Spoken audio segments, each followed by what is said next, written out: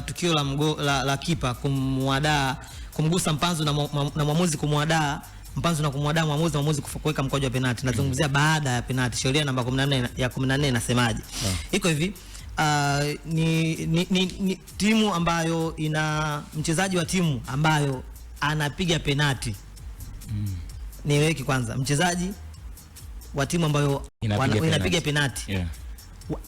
Akiingia kwenye kisanduku kile cha 18, ndio maana yake penalti lazima irudiwe, aidha ni goli ama sio goli. Sawa.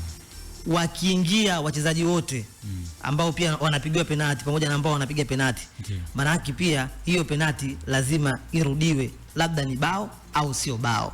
Okay, sawa. Mchezaji wa timu ambayo wao ndio wanapigiwa penalti akiingia, ndio kama goli limeingia au alijaingia, maana yake lazima penalti irudiwe. Sawa.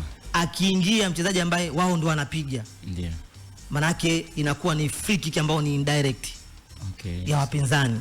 Kwa tukio ambalo limetokea jana, mwamuzi amewafavor Simba, haikuwa goli.